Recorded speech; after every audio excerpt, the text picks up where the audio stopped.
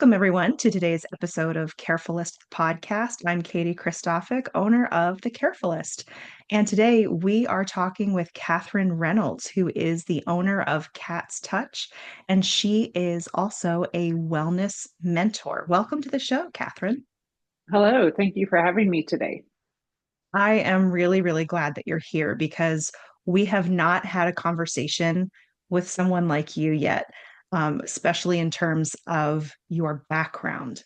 And I think the audience is really going to be um, interested, is certainly the word, but also this is a great educational opportunity for the folks who are listening. So, with that in mind, why don't you start by sharing your caregiving story? Yeah, my caregiving story is not what one would think of as traditional because when we think of caregiving, we think of going to someone's house, or maybe you live with the person that you're caring for, maybe you're feeding them or changing a diaper or whatnot. Mine started whenever I was a child, and I was caregiving in the way of language. I have deaf family members, my deaf mother, father, grandma, grandpa, aunts, uncles. I have eight deaf family members. So I was used as what people would think of as an interpreter, but I wasn't really an interpreter. I was more of a language broker. I was bringing information from one language into the other.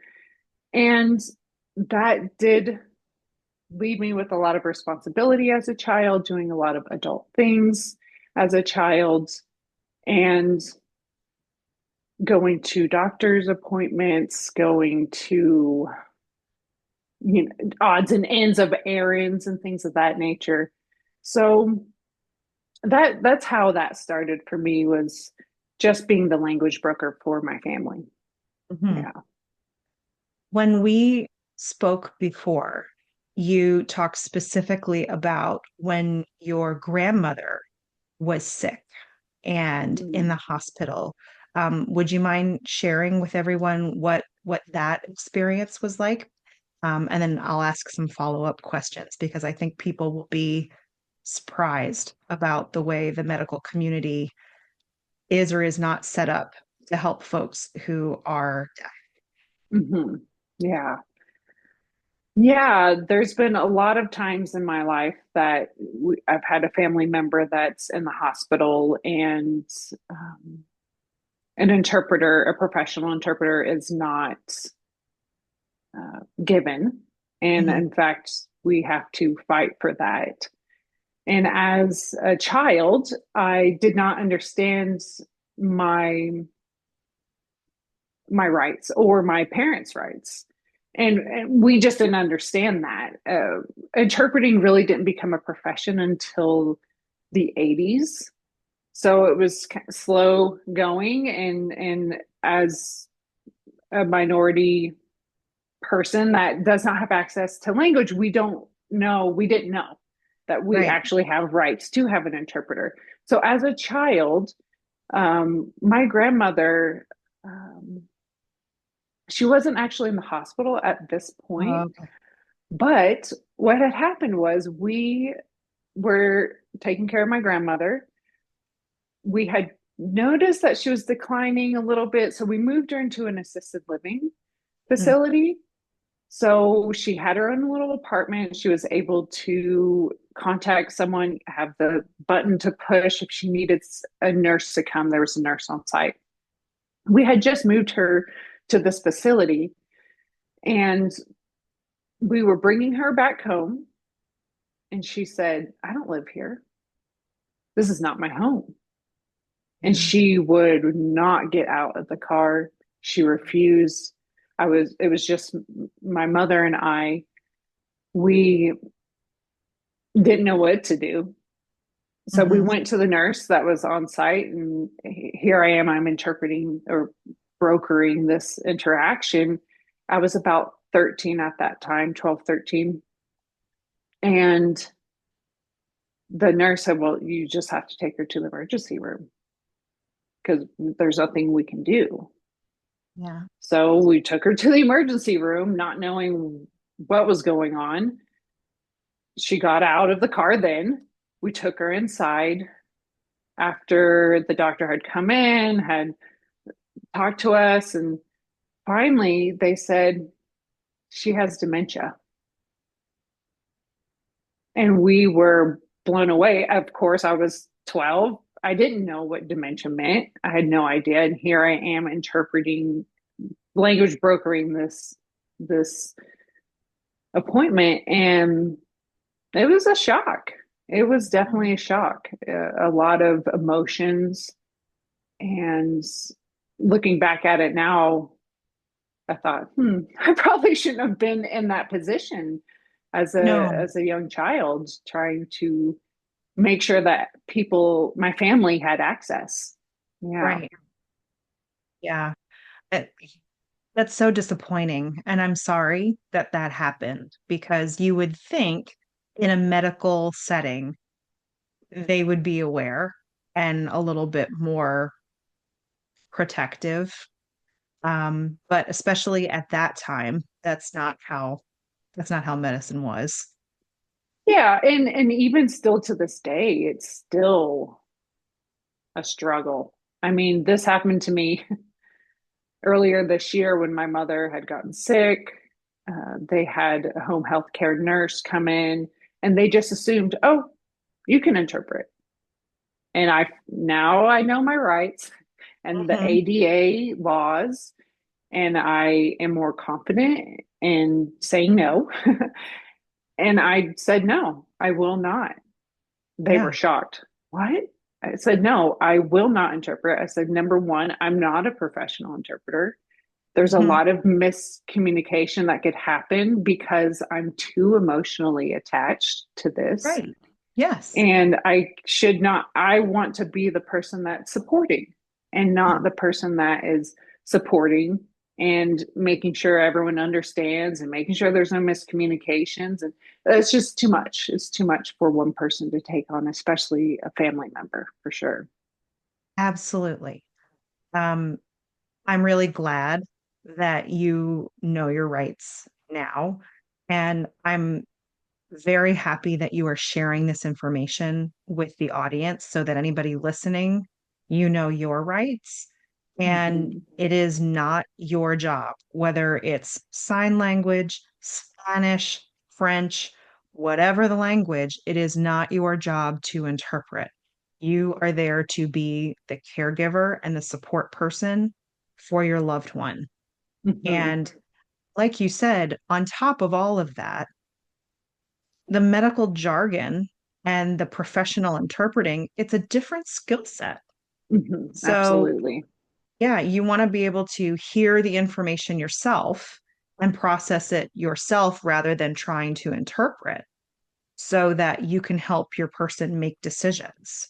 Mm-hmm. I I would imagine I'm a typical American who knows one language, but I would imagine that the part of your brain you're using to interpret doesn't give you a whole lot of time to think about what's actually being said because you're trying to keep up with the conversation. So, if you need to be in a critical thinking, decision making mode, that's much, much harder. And please correct me if I'm wrong, but I would assume that's much harder to do when you're in interpreting mode. Oh, yeah, absolutely. Exactly. You hit the nail on the head for sure. There's, I've had multiple um, emergency situations that was at a hospital where there wasn't an interpreter, and you can't, you can't make a decision, and especially when when the news is heavy, Mhm. right? And Yes. even making the decision to think of, okay, what am I going to say? How am I going to sign this? How am I going to say this? It's a lot of emotional weight, for sure. Yeah. And you just said something that struck me, and I remember it striking me when we first spoke. There was no interpreter available at the hospital. How? I'm not expecting that you're going to answer that. It's a rhetorical Yeah. question. Yeah. But I Yeah. mean, you don't have to be completely deaf to use sign language. There are plenty of people who are very hard of hearing, and Hmm. correct me if I'm not using the right term, um, who also rely on that language. It's not like it's a very esoteric language that's not used. Yeah. Yes. Agreed. I don't know why they don't just have them, there are some hospitals in some regions of the US, but not all of them. Especially I would say like more in the Midwest, even in the South. Mhm. When you go to the coastal areas, I don't know why. I guess the information comes in like that. But but yeah, it's crazy how, Yeah, especially what you're saying about hard of hearing, especially them, because they can maybe talk or they can maybe hear a little bit. So then there is this assumption that, oh, they're getting the information. Oh, we don't need an interpreter. Oh, it's fine. But right. it but it's not, because it's a lot of work to try to figure out. And that's on top of the stress of being in the hospital. That's Exactly.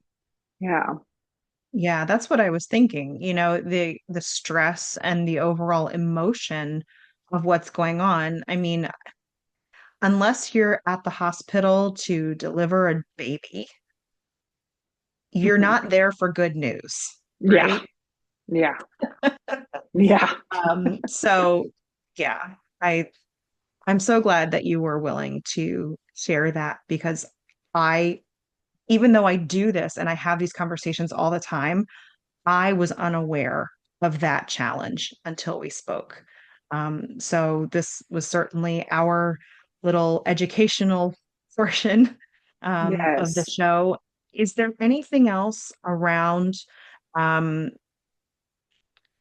deaf and hard of hearing community? You had mentioned CODA when we spoke. Can you Hmm. explain that to our audience so if they hear it or see it somewhere, they understand what that means? Yeah.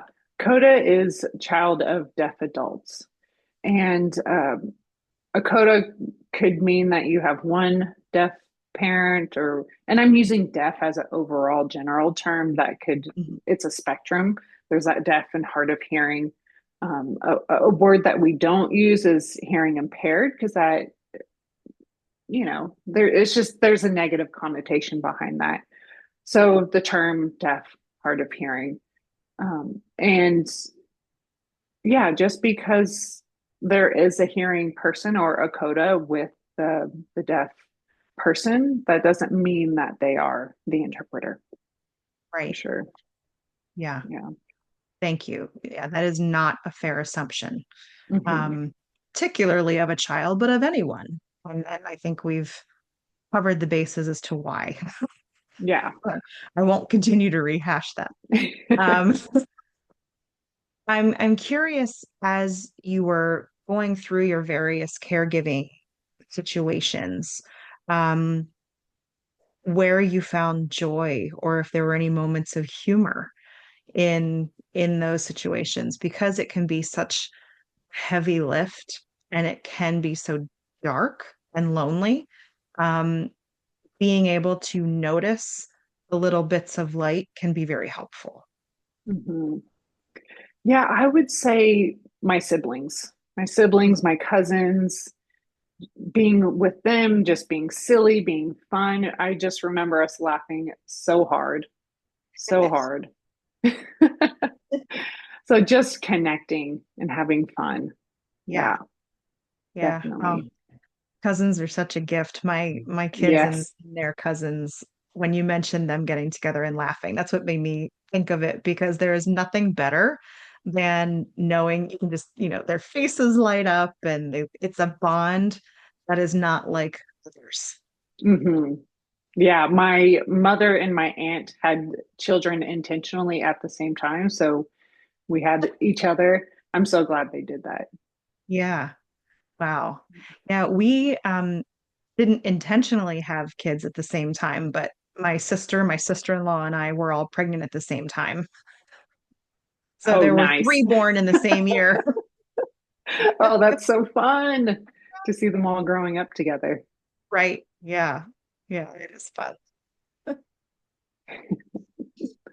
So obviously you had that life experience from early on, and it has carried through to who you are as an adult and what's important to you and your approach to the world in general. Mhm. So I'm curious, in your words, how um, this has affected your career and what you're doing now. Mhm. Yeah, I would say from all of the hospital visits that I had to interpret for, um, my mother, she had some neck issues. So I was with her the whole gamut of going to the doctor appointments, trying steroid shots, trying physical therapy, and then eventually needing to have surgery for her neck. That really led me to think, gosh, what can we do to prevent this? Mm. So at an early age, I was already thinking about, gosh, how does this happen and how can we stop this or prevent, right? Because a prevention is worth way more than a cure. Yes. So that led me into massage therapy. And I figured, okay, if we loosen everything up, if we help everything to just flow a little bit better, maybe that would help. So Mhm. that has really steered my career for sure. And even from a young age of 5, I remember thinking, I want to do something to help people. I Yeah. and I think just my experience of language brokering and seeing my siblings before me language broker, I knew that it was important to support people and to help people that maybe didn't have the information. So in my career of doing massage therapy, I started understanding that wellness is not just a physical thing. We have Mm. to think of all that we are as human beings. We have a physical body, we have a mental body, an emotional body, we have a spiritual body, and supporting all of those. So that's what led me into the wellness mentoring side. Okay. Of course, that was something that I was discovering on my own of how can I support myself Hmm. and how can I prevent from having to get some kind of surgery or how can I prevent from having diseases and and just understanding those 4 levels of what we are and understanding that they're not separate really it's all connected and how can I help myself and that led me to well how can I support other people so that's so I would say my upbringing and the caregiving was really a huge part of where I am today with my career. Yeah.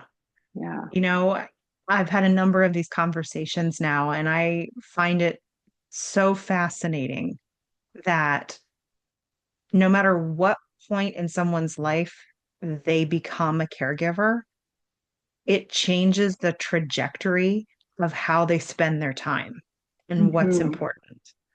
Mm-hmm. And I really like your interpretation of what can we do to prevent this.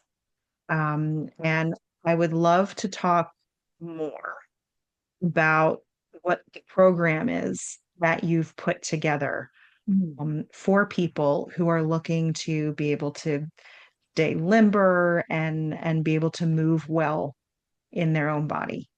Mm-hmm. Yeah, so that is a program that I have developed called the Healthy Habits course. I have actually a couple of programs. I have the Healthy Habits course, and I also have a seasonal cleanse. But the Mm. Healthy Habits course, what that is, it's an 8-week course, and we practice one habit each week. Mm. Of course, we all have started healthy habits and we have done it for maybe a week or 2, 3, maybe a month, and then we decide to drop it, right? And so it's that constant figuring out how we can continue with habits. So that's a Yeah. big part of the healthy habits course Mm, is talking about what's the anatomy of building a habit. How do we continue on with this habit? hmm. Um, it's done in a group setting. So of course, when we try to do something alone, that it's a lot easier to stop and quit.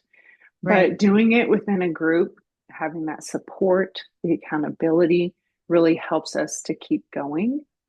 And something else that I really like about that course is that we don't just talk about the habits and what do we want to do and what's our goal, but what's in the way, what's Yeah. stopping us. Because there's always going to be something that stops us. There's Right. always some kind of excuse. And so instead of ignoring that, we look at it. It's kind of like when you're hiking. When you're hiking on a trail and you see up ahead, you're like, oh, that tree fell over. We don't get to the tree and we're like, ah, whatever, I'm going to turn around. That's kind of like the barrier. Like, what are our internal barriers that stop us from Mhm. continuing on taking care of ourselves? So it's kind of getting deeper in that way of of how can I individually continue on to take care of myself? Yeah. Oh, Yeah. that's so helpful. So, two things. One is you said it's in a group setting. So, is it in person or virtual, or is it a mix? It's virtual, it's Okay. online. So anyone in the US could join. Hmm. Hmm. Cool. And the other thought I had, because this is a guilty, I've done this, I continue to do this. It's my challenge, which is, you start a habit, and you're like, I'm going to do this, and then you're able to sort of talk your way around it internally. Oh, well, Hmm. I'm just gonna, I'm just gonna do this, or I'm just gonna do that, or one little change here. It's really not gonna be a problem. So I'm really glad that you address those things because Hmm. people want to do better, but until you unlearn the unhealthy stuff, it's harder Hmm. to make those changes. Yeah. Yeah, absolutely. And these habits aren't mind blowing. They're not huge, hard things. They're Yeah. just simple habits that we can instill into our everyday life and creating a lifestyle of self care. Because it's easy for us when we become burned out or we just can't take it anymore to hit rock bottom and we say, all right, now I'm going to do it, now I'm going to make changes. But it's all about preventing the burnout, preventing that heavy sorry, I'm thinking of the sign, I can't think of the word. Bilingual problems. Yeah, the X, it'll come to me. Anyway, so it's all about prevention, right? Yeah. And a lot of prevention for me is decreasing inflammation in the body. Mm, Because when we have inflammation in the body for a long period of time, even if it's a small amount of inflammation for a long period of time, that's when we start having issues. mm, And it's a lifestyle thing. So thinking about what foods am I putting inside my body that's creating inflammation? What mm, drinks am I putting inside my body that's creating inflammation? And decreasing those and increasing movement because movement helps us to be healthier. And anytime there's that stagnation, that can create ill health. And yeah. that's a lot of the things that I talk about within healthy habits is breaking it down and not overwhelming yourself with I have to do all these things now. It's like no, we're just going to take one little thing and we're doing 1% at a time. So it's Yeah. really about a mindset shift. Mhm. Mhm. I'm curious. Um, because you have this background in massage therapy as well. Um, and I am not well versed in it at all, which is why I'm asking you as the Mhm. expert. um, I know people will go and have a massage and be like, ah, that was really relaxing. What are the instances where people maybe should go maybe more regularly for a massage? Like, is there a care plan that can be associated with massage therapy as part of these healthy habits to help your body continue to move well? And if there's not, that's okay. I'm just curious. Mhm. Yeah, I would say if you are having high levels of stress, that's a really good indication that maybe you should try some body work or massage. And I say body work because that encompasses all of a hands-on touch approach because I do massage, but I also do cranial sacral therapy. Mhm, Um, However, I would say if you have high levels of stress, getting a massage, getting cranial sacral, getting some kind of body work helps your nervous system to downgrade. Because when we mhm, are stressed and if we're stressed for a long period of time, that can also cause inflammation within the body. Your body's not able to take care of the inflammation that's there. So it's like your body's working really hard. mhm, And when we're in that stress mode for so long, then that can really mess with our health. mhm, And it's about the nervous system, really taking care of the nervous system. And mhm, the massage body work that will help us to downgrade. And it's almost like taking weight off the shoulders. You're just taking an hour, hour and a half to yourself. You're laying there with the music going or no music, just laying there in silence. And someone is tending to you, someone mhm. is helping your body to let go. And that is something that I feel like caregivers really need. They need someone to take care of them too. And we Yes. need each other. So, stress, of course, if you're having any kind of pain, Mhm. neck pain, back pain, it's really best to kind of nip that in the bud before it gets worse. I tell people that injuries don't just go away. We have to support it. We have to support our Mhm. body to heal because if we don't tend to it when it happens and we just let it be, and then yes, our body will heal and it will be okay. But I'm telling you, it will come back Yeah. whenever you're older because you haven't worked that out yet. So then we wonder why when we get older, oh, I have all this pain now. It's like, well, you kind of neglected yourself your whole Yeah. life. And so it will catch up. It will catch Yeah. up. There's a phrase that I've seen a lot lately that says the body remembers. So Mm-hmm. when you've experienced trauma, when you've experienced pain or injury at some point, and it hasn't been dealt with, as you're saying, it will rear its head at some point if you have not addressed it. Yeah. Yes. And oftentimes it will rear its head when you think that everything's okay. And Mhm. maybe you're at a point where mentally, psychologically, you're in a good place and something will come up. And the body has a beautiful way of knowing when it's time to Mm, work on something, when you feel okay. mm, Like if you're in a stress state, say you're taking care of a loved one that is having cancer and you're focusing on them, da, da, da, da, da, and say they get better, or say maybe they pass, and you're like at this point where you just, and your body knows, and your mind is like, oh, okay, I don't have to take care of so much that your body is like, oh, okay, all right, now it's time to take care of this. So that's where people get diagnosis is after that gap of a very stressful time, or that is the time that you start having symptoms or you start getting sick. is Mhm. because your body says, okay, now me, now let's take care. Let's Right. balance this.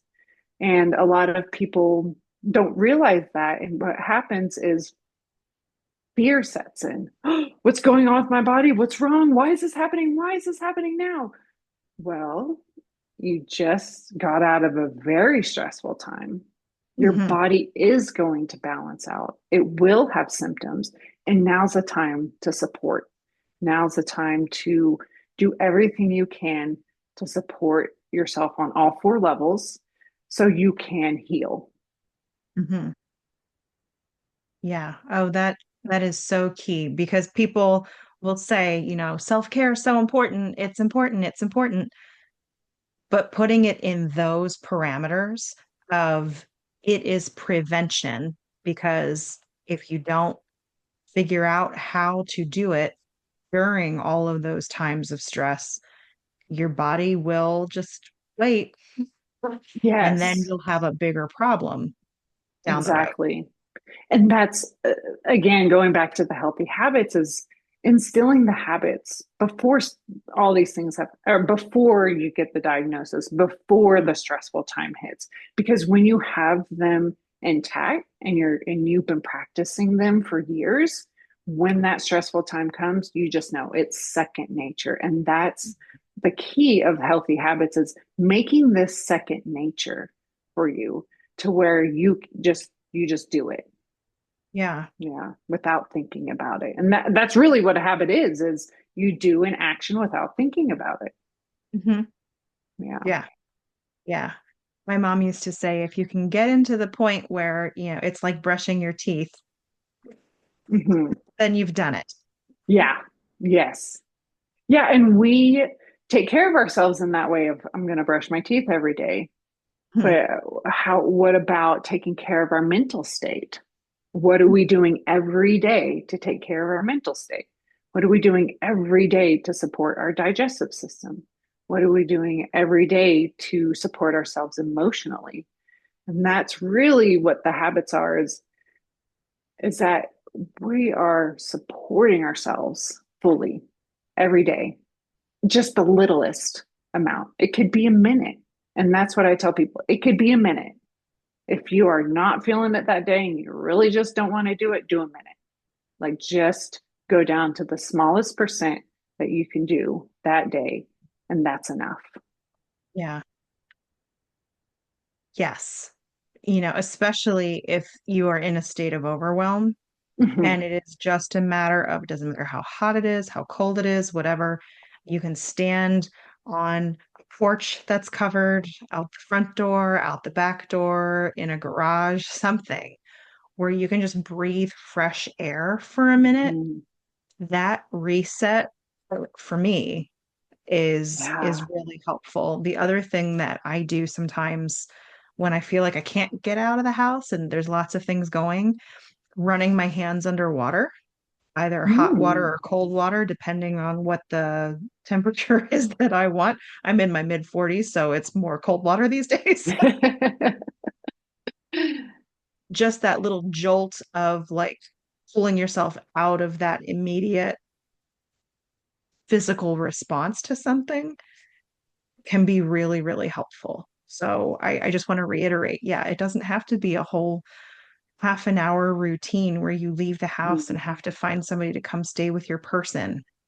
It can be little things throughout the day that add up and are helpful. Absolutely. Yes. Yes. Time is it's hard to find, right? Yes. Because we fill our days up, Hmm. and taking care of yourself can just be a little bit, just a minute, two Yeah. minutes, 3 minutes. And it makes a huge difference, especially when you're in the state of overwhelm. When you're in the state of overwhelm, then again, that is going to negatively impact our health. Hmm. And when we don't find those couple of minutes to just bring that overwhelm down a little bit, Hmm. when we start to bring it down a little bit, then your body is going to crave that more. You will crave it more. So then you Yeah. do it a little bit more, and then that nervous system comes down a little bit more. So it's like a beautiful cycle of, if you just do it a little bit, you're gonna want to do it more. And then you do. Yeah. Yeah. So, for people who are listening who want to go get a massage or they want to help a caregiver, so they're going to give a gift card to go get a massage, what is the type of place they should look for um, that they're going to the right place that isn't going to injure them? And or what type of thing should they ask for? There's deep tissue and all of this other stuff. I'm just curious because I think most people don't know. I certainly don't know what the differences are for all of those things. So if you have any guidance on selection and the right Hmm. things to look for and ask for, that would be really helpful. Hmm. I would say if you're in a state of overwhelm, the best thing is probably cranial sacral therapy. Okay. And I say that because it helps to downgrade the nervous system so quickly. Mm, I have done massage therapy for a long time, and usually it takes about 30, 45 minutes till the person goes, "Mm." mm, That's a really good sign that your nervous system is downgrading, that you're mhm, going more into that rest and digest phase. mhm, Um, with cranial sacral therapy, it's quick. I mean, some people fall asleep in 5 minutes, 10 wow. minutes. So it's super powerful. The Mhm, thing about cranial sacral therapy is that it's using light touch to help the body promote its natural healing. And when people think of, I want to get a massage, they want the rub, they want the deeper work, which is great. It's beautiful and it definitely has its time um, and is helpful. However, I suggest people to not get too deep of work because mhm, that can actually have an adverse effect.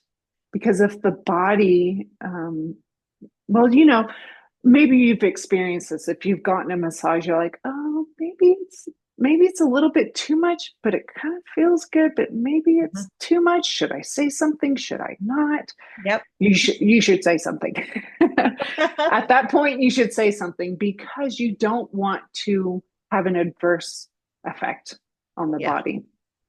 So when you're kind of like, I don't know, or even if you think, oh gosh, this is too much, but you don't say anything, what happens is your body starts guarding Mm, and then you're not getting into that relaxed state. right. So the point of a massage is to not have your body guard, right? That's not what we want. We want to relax. Mhm, And I mean, it depends on the mindset of the person. And I'm not sure why some people just want it deep, mhm, even though I have done deep work on people and I can tell their body is not wanting that. Their body is actually guarding. And I would suggest to people to be mindful of what the message is that your body is showing you. mhm, Um, as far as what to look for, like in a business or the right place, you can tell if um, a massage therapist, if a body worker has, if they care mhm, in the sense of, you could look at their website. Like if they're talking about health, they're talking about balancing, they're talking about they want to support people in particular states, then I would say that that's a good place to go to. mhm, Um, and I'm not saying one of those kind of offhand, I'm going to go just get a massage from someone that's really cheap uh, and because I can get in right now. I'm mhm, not saying that that's bad or it's a negative thing, but there's an intentionality to someone um, to a place that it's like thinks about, okay, I'm doing a schedule, I'm making my website, let me, and you can also tell just intuitively, like, is this place going to be right for me? Mhm. Um, and that's one of the big things in my wellness mentoring and in the programs that I offer is getting people to connect with their body, getting people to connect with that intuition so that they know what decision to make or there or there, whichever one, I'm not sure, but let me tap into my body because my body knows. That's Yeah. something that we have forgotten, is that our body actually does know. Our body is so wise. All Hmm. these cells communicate with each other. Our heart beats. Like, we eat something bad, our body knows how to take care of it. So we don't underestimate your intuition. Yeah. Oh, boy, is that true. I Mm-hmm. think everyone listening can relate in one way or another to Mm-hmm. listening to it or ignoring it and, seeing the benefits or the consequences of that. Mm-hmm. So you have a book. I would love to hear what you're working on. I should say it's not totally finished, but it's close. We're working on it. Well, I would say that I'm kind of more in the beginning phases at this point, and it is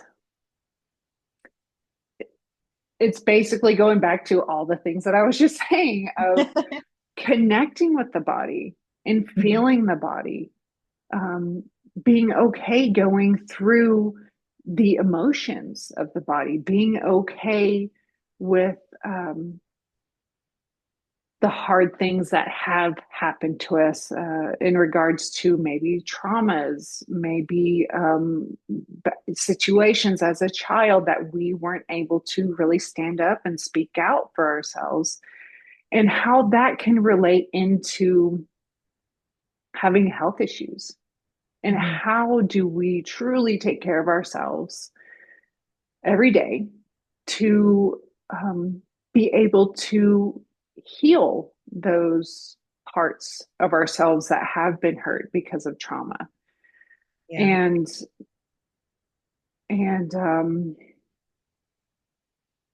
really, it's I could really go off on a tangent here, so let me Oh, let me that's choose my words wisely. okay. um, just really being able to question the conditioning that we are going through. I mean, as the world, but more specifically in the U.S., Yeah. how we have been conditioned to eat the crappy foods, and we've been conditioned to drink the sugary drinks, and that's actually that in our country that's normal and that's okay and that's what we do on a daily basis, but that's actually causing us so much harm. And how can we go against that? How can we go against that, but still be within the society and still be connected to people? And to me, that's kind of a silent revolution of, Yeah. okay, I'm actually not going to choose to have the lifestyle that most Americans have. I'm going to Yeah. actually choose to do something different. And I'm not going to avoid what's the emotions that are coming up. I'm not going to avoid the conversations that I need to have. Mhm. Um, so, really, just going against the grain and being okay with that, because there Yeah. are a lot of pressures that we have Mhm. for sure. Yeah.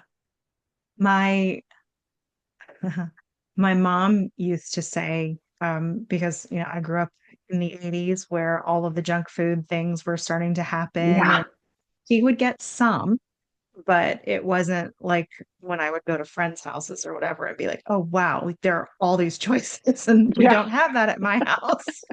That's exactly what And I did. I'd go down the street and have the snacks. yeah, exactly. Yeah. Do a little snack tour of the neighborhood. Yeah. But she would say, and it annoyed me so much when I was a kid, but I appreciate it now that, make choices that nourish your body. Beautiful. And do I always? No. No, no, that's hard. But that is something that has stuck with me from the time I was a kid because it's true. Like, what are you putting in your mouth? Is there any nutritional value to it at all? Or is there not? And, you know, it is worth thinking about. Mhm. Absolutely. Yeah. All right. Well, let's see. So the book is in progress, but the Healthy Habits course is available now. And your hmm second course is also available. Where can people find those?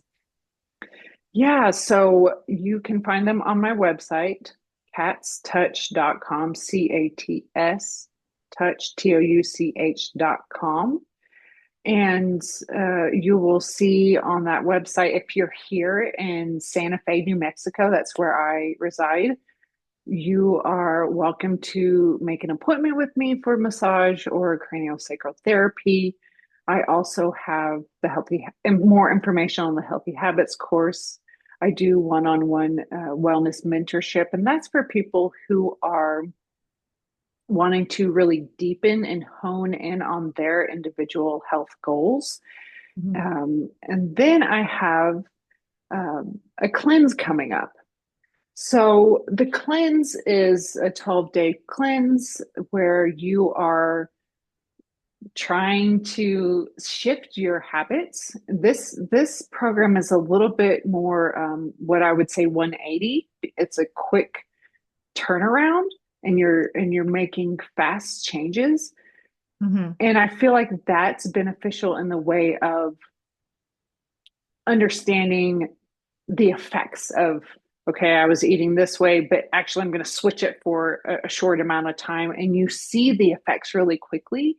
And that Mhm. has a great way of, I call it like being a scientist. You're Mhm. experimenting, right? And you're gathering data and you're like, oh, okay, so I actually quit that sugar for 12 days. And now I notice, wow, I'm thinking much more clearer. So you're Mhm. that scientist, you're gathering data, and then that uh, helps you to continue on Mhm. eating less sugar, continue on eating less processed foods and things of that nature. And that's coming up pretty soon. So if there's anyone out there that is on the verge of burnout, they just haven't been taking care of themselves because they've been prioritizing other people's needs. And of course, we need to do that sometimes. But pulling back a little bit and saying, okay, now I need to take care of myself. This is a great way to do that. So that more information's on my website. Fantastic. Well, Mm-hmm. thank you so much for joining us today and sharing your story and your expertise. For those of you listening at home, I will include Kat's website on the show notes, and we will see you here next time. Until then, take care. Thank you.